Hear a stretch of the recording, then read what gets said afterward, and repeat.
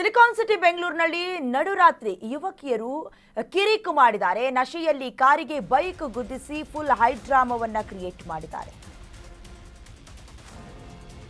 ಬೆಂಗಳೂರಿನಲ್ಲಿ ನಡುರಾತ್ರಿ ಯುವತಿಯರ ಕಿರಿಕಾಗಿದೆ. ನಶೆಯಲ್ಲಿ ಕಾರಿಗೆ ಬೈಕ್ ಗುದ್ದಿಸಿ ಫುಲ್ ಹೈ ಡ್ರಾಮಾ ಕ್ರಿಯೇಟ್ ಮಾಡಿದ್ದಾರೆ. ಪ್ರಶ್ನೆ ಮಾಡಿದವರಿಗೆ ಮಿಡಲ್ ಫಿಂಗರ್ ತೋರಿಸಿ ದರ್ಪ ಮೆರೆದಿದ್ದಾರೆ. ಪೊಲೀಸರ ಮೇಲೆಯೇ ಹಲ್ಲೆಗೆ ಯತ್ನಿಸಿದ್ದಾರೆ ಯುವತಿಯರು. ಎಲ್ಲ ಘಟನೆಯಾಗಿರೋದು ಬನ್ನೇರು ಘಟ್ಟ ರಸ್ತೆಯ ಹುಳಿಮಾವು ಬಳಿ ದುರ್ವರ್ತನೆಯನ್ನ ಮೆರೆದಿರುವುದು.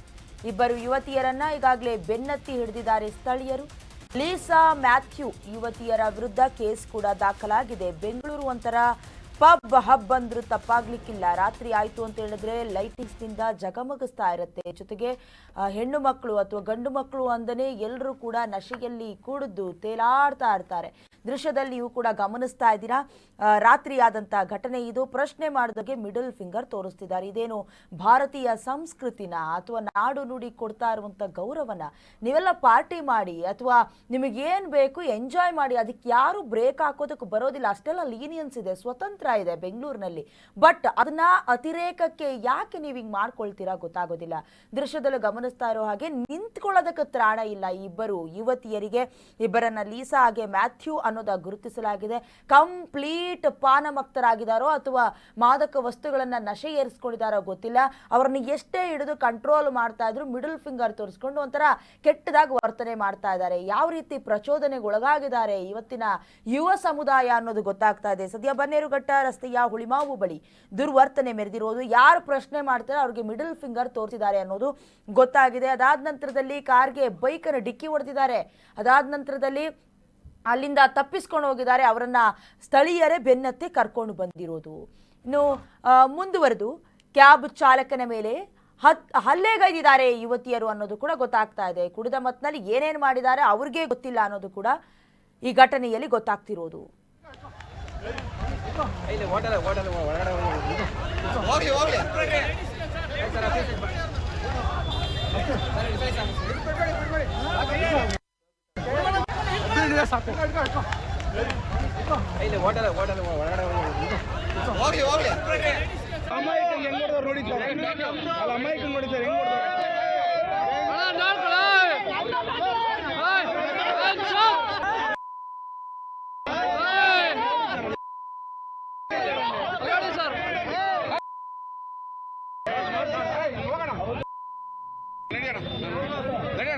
ನೋಡ್ ಸರ್, ಏನು ಬೈತಾರಲ್ಲ ಸರ್, ಅಷ್ಟು ಕೆಟ್ಟ ಕೆಟ್ಟ ಭಾಷೆಯಲ್ಲಿ ನೀವು ಹೆಂಗ್ ಸುಮ್ಮನೆ ಇದ್ದಾರ ಸರ್?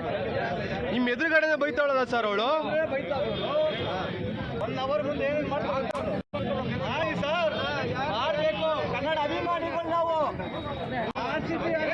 ಬೈತಾಳು ಸುಮ್ಮನೆ ನೋಡ್ತಾ ಇದ್ದೀರಲ್ಲ ಸರ್ ನೀವು.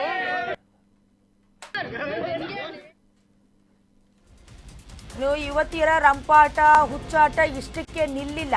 ಕ್ಯಾಬ್ ಚಾಲಕನ ಮೇಲೆ ಕೂಡ ಹಲ್ಲೆಗೈದಿದ್ದಾರೆ.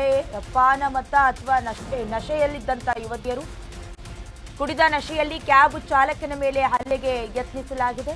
ದೇವರ ಚಿಕ್ಕನಹಳ್ಳಿ ಮುಖ್ಯ ರಸ್ತೆಯಲ್ಲಿ ಘಟನೆಯಾಗಿರುವುದು. ಸ್ನೇಹಿತರ ಜೊತೆಗೆ ಖಾಸಗಿ ಹೋಟೆಲ್ಗೆ ಅಂತ ಯುವತಿಯರು ಬಂದಿದ್ರು. ವಾಪಸ್ ಹೋಗುವಾಗ ಕ್ಯಾಬ್ ಚಾಲಕರೊಂದಿಗೆ ಕಿರಿಕು ಮಾಡಿಕೊಂಡಿದ್ದಾರೆ. ಬೈಕ್ನಲ್ಲಿ ಹಿಂದಿನಿಂದ ಹೋಗಿ ಕ್ಯಾಬ್ಗೆ ಗುದ್ದಿದ್ದಾರೆ.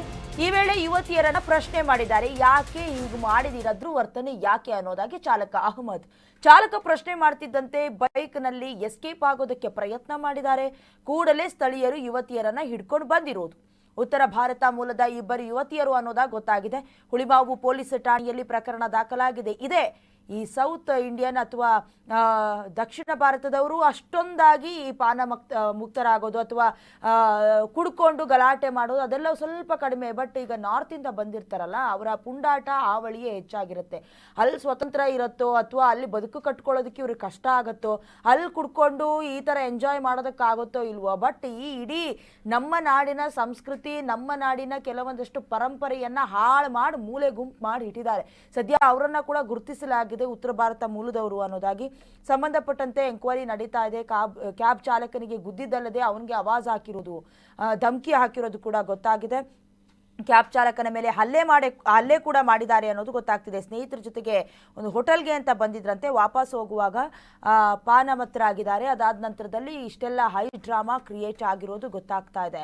ಇನ್ನು ಪ್ರಶ್ನೆ ಮಾಡಿದ್ದಾರೆ ಚಾಲಕ ಅಹಮದ್ ಅವರು. ಪ್ರಶ್ನೆ ಮಾಡ್ತಾ ಇದ್ದಂತೆ ದೃಶ್ಯದಲ್ಲಿ ಗಮನಿಸ್ತಾ ಇದ್ದೀರಲ್ಲ, ಮಿಡಲ್ ಫಿಂಗರ್ ತೋರಿಸ್ಕೊಂಡು ಕೆಟ್ಟದಾಗಿ ಬಾಯಿಗೆ ಬಂದಂತೆ ಅವಾಚ್ಯ ಶಬ್ದಗಳಿಂದ ನಿಂದಿಸಿರೋದು ಮಾತ್ರ ಅಲ್ಲದೆ ಹಲ್ಲೆ ಮಾಡೋದಕ್ಕೂ ಪ್ರಯತ್ನ ಮಾಡಿದ್ದಾರೆ. ಒಂದು ಅಡ್ವಾಂಟೇಜ್ ಹೆಣ್ಣು ಮಕ್ಕಳು ಅನ್ನುವಂಥ ಕಾರಣಕ್ಕೆ ಏನೇ ಕೈ ಮಾಡೋಕ್ಕಾಗೋದಿಲ್ಲ, ಅಥವಾ ಏನಾದರೂ ಬೈದ್ರು ಕೂಡ ಉಲ್ಟಾ ಕೇಸ್ ಹಾಕ್ಬಿಡ್ತಾರೆ ಅಂತ ಅಲ್ಲಿನ ಸ್ಥಳೀಯರು ಕೂಡ ಬಹಳ ಎಚ್ಚರಿಕೆಯಿಂದ ಅವ್ರನ್ನ ಎಲ್ಲಿಗೆ ತಲುಪಿಸಿದ್ದಾರೆ. ಸದ್ಯದ ಮಟ್ಟಿಗೆ ಹುಳಿಮಾವು ಪೊಲೀಸ್ ಠಾಣೆಯಲ್ಲಿ ಪ್ರಕರಣ ಕೂಡ ದಾಖಲಾಗಿದೆ.